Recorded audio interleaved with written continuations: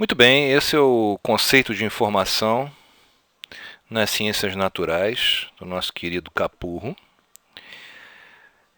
Página 163. Eu queria falar para vocês que essa é uma máquina a vapor. Não sei se vocês conhecem máquina a vapor. É uma máquina que funciona a vapor. Os dois são grandes personagens na história da máquina a vapor. O James Watt, engenheiro, fazia as coisas muito bem feitas e resolveu um problema seríssimo, que era retirar água dos poços, das minas, aliás, de carvão. Ele desenvolveu uma máquina a vapor que funcionava bem para isso, mas não era lá tão eficiente. Carnot e outros cientistas resolveram estudar teoricamente o funcionamento das máquinas térmicas. Então, eles produziram vários conceitos, teorias, baseadas, evidentemente, nas máquinas existentes. E a partir desses novos conceitos, foram criadas máquinas novas extremamente mais eficientes. E mais ainda, o limite da eficiência, ou seja, a eficiência máxima, eles sabiam qual seria. Eles sabiam que havia um limite que depois desse limite não ia poder ser ultrapassado. Então, o conhecimento teórico sobre um campo reforça o que é a possibilidade de aumentar a eficiência das produções práticas. Nós acreditamos que Shannon, o objetivo de Shannon era esse. Havia uma comunicação na época, na época se trabalhava com a comunicação, a parte de computação estava começando a nascer e desejava-se entender teoricamente uma teoria sobre a comunicação. O Shannon, engenheiro, desenvolveu então uma teoria matemática da comunicação e, para isso, esse esquema, esse esquema que está mostrado aí na tela é o esquema famoso do Shannon, onde você tem uma fonte de informação da qual são extraídas as mensagens. O transmissor codifica essas mensagens para colocá-las no canal. Pelo canal vai passar um sinal, esse sinal como sendo, por exemplo, um sinal elétrico. Chega no receptor, que é mais ou menos o transmissor ao contrário, que vai decodificar a mensagem e chega no seu destino. Durante esse trajeto, pode haver ruído no canal de comunicação. E esse ruído é quantificado. Aliás, o Shannon quantifica tudo. Certo? Desde a informação até a eficiência do canal, o ruído e a quantidade de informação que chegou no destino. Então, uma teoria que quantifica as coisas. Então, através dessa teoria, que é utilizada até hoje, e é base das novas teorias, foi possível que aumentar a eficiência, entender o processo de comunicação na engenharia e aumentar a eficiência desse processo. Okay. Para entender um pouco o que é a informação na teoria de Shannon, considere aí um caça-palavras. Esse caça-palavras, ele possui muita informação aqui dentro. Como se mede? Qual o número que vai medir essa informação? O Shannon considera essas palavras, que teoricamente para nós seria a informação, mas não são. Para ele, essas palavras são as mensagens. A quantidade de informação que possui essa fonte de informação, ela é um número proporcional ao número de palavras possíveis de eu extrair daqui de dentro. Quanto mais mensagens diferentes eu puder extrair daqui de dentro, mais informação vai estar contida nessa fonte de informação. Por exemplo, se eu mudo as regras do jogo e digo o seguinte, olha só, o sentido dessas palavras não é mais importante. Você pode pegar qualquer sequência de letras, de 4 a 10 letras. Você vai obter muito mais palavras. Qualquer que seja, não precisa fazer sentido. Então, neste momento que eu crio essa nova regra aqui embaixo, eu transformo numa outra fonte de informação isso aqui, com muito mais informação aqui dentro. Por quê? Porque o número de mensagens diferentes que eu posso extrair daqui de dentro vai ser muito maior. Resumo, quanto mais possibilidades, mais informação tem uma fonte. Então, a possibilidade de quê? Possibilidade das mensagens. Matematicamente, o Shannon resumiu a informação a essa expressão matemática, que a gente não precisa entender agora, a gente vai comparar com uma outra coisa que a gente chama de entropia. Informação é uma medida em bits, é uma quantidade numérica. Tá? A gente vai falar um pouco sobre entropia, por quê? Porque o Shannon é engenheiro, foi bom aluno de física, ele conhecia a entropia. Entropia foi uma quantidade criada na época do Sadi Carnot para melhorar a teoria e resolver alguns problemas sobre máquinas térmicas. Mas logo depois, Maxwell e Boltzmann fizeram uma teoria microscópica da entropia e a entropia foi generalizada e é utilizada hoje nas mais variadas áreas: física, biologia, química, várias sub-áreas da física. Tá certo? Então, na informação, teoria da informação. Então, essa generalização foi importante para vocês terem uma ideia. A fórmula de Boltzmann é essa, que é idêntica, a menos dessa constante, à informação de Shannon.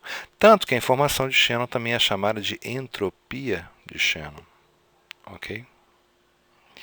A entropia também está ligada à desordem. Quanto mais organizado estiver um sistema, maior a entropia. Quanto mais desorganizado, maior a entropia. E quanto mais organizado ele estiver, menor a entropia dele.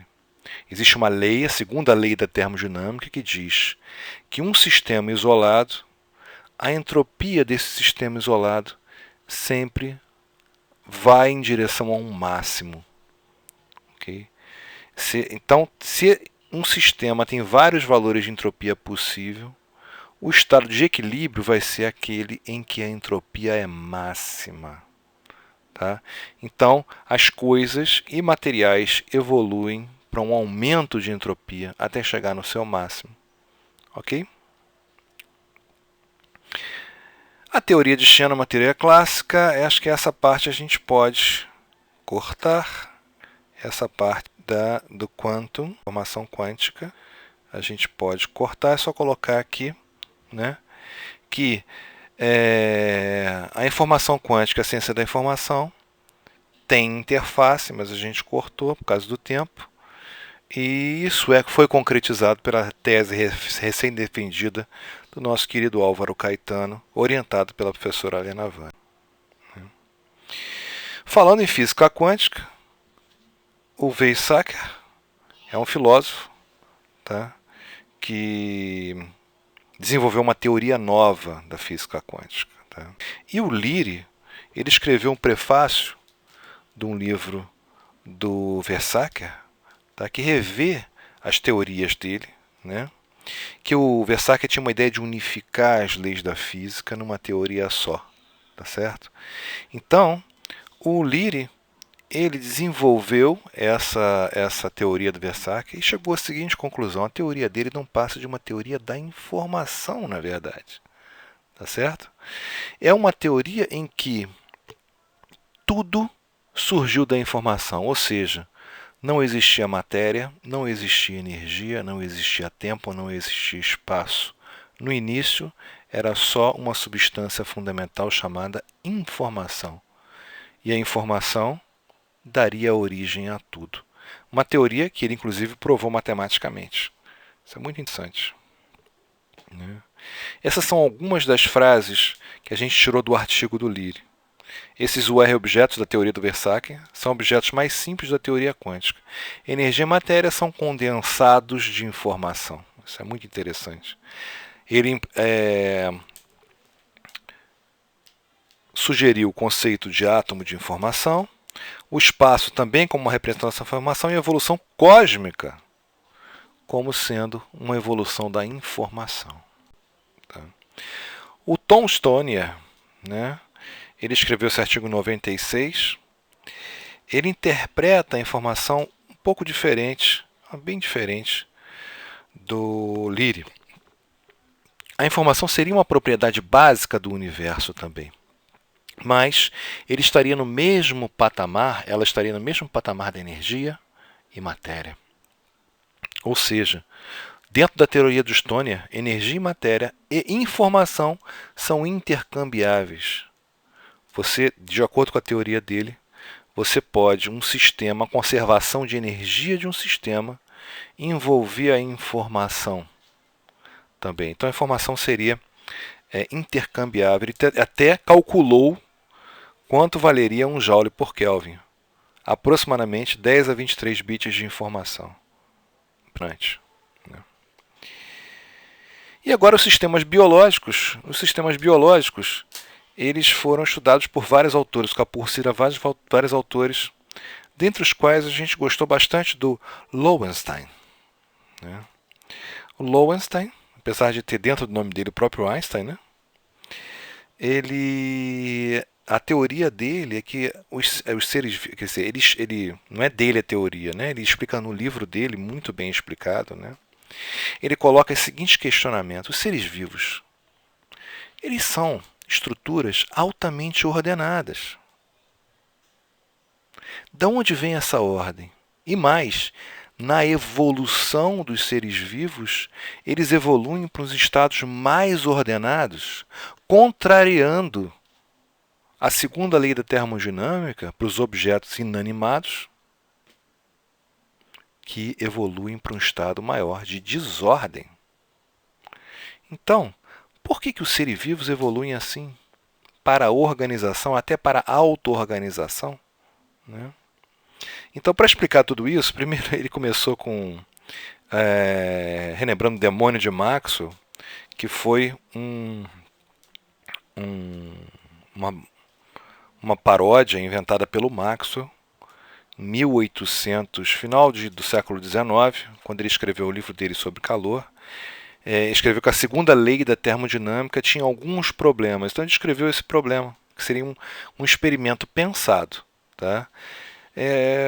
Por exemplo, considere que isso aqui é café com leite, tá certo? Então você tem leite misturado com café, leite frio, café quente. Então as moléculas frias se movimentam mais devagar e as quentes se movimentam mais rapidamente. Digamos que tem um demônio aqui, que ele vai abrir a portinhola entre esses dois recipientes para passar as bolinhas pretas para um lado, as mais rápidas para um lado, e não deixa passar as mais lentas para aquele lado. Tá? Então, ele pegou café com leite, é como se tivesse café com leite misturado, morno, e conseguiu separar em dois recipientes, fazer o processo oposto. Dois recipientes, colocou café quente de um lado e leite frio do outro. Ou seja, ele violou a segunda lei da termodinâmica, onde as coisas tendem para uma entropia maior.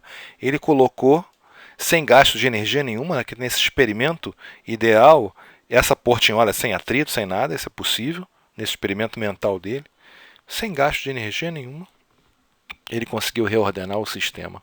Tá? Então, esse dilema foi durante 50 anos, não conseguiram resolver esse dilema. Tá certo? E no início do século XX, e de meados do século XX também, o Léo Szilard e o Leon Brillouin sugeriram o seguinte: essa ordenação ela não veio do nada, ela veio da informação. Tá? A escolha de abrir e fechar a porta, você precisa de uma inteligência por trás dessa escolha, é uma escolha cognitiva. Então, no momento que você coloca informação no sistema, cada vez que você abre, você decide abrir ou não a portinhola, esse processo é um processo de decisão e você vai gastar um bit de informação. Tá? Então, eles adicionaram a informação à entropia, colocaram no mesmo patamar o que? Informação e entropia. Tá certo? Então, concluindo, né, nas ciências biológicas, esse questionamento, né, por que a vida se auto-organiza? Porque nesse processo de auto-organização deve existir informação. Isso é constatado o tempo todo em sistemas biológicos, na reprodução das células, no comportamento dos vírus, no comportamento das estruturas microscópicas e até coletivas dos seres vivos. A auto-organização ela é feita com adição da informação. Tá certo? Então, a adição ao sistema de informação faz ele se organizar e até se auto-organizar. Assim a gente termina essa apresentação. Okay? Obrigado.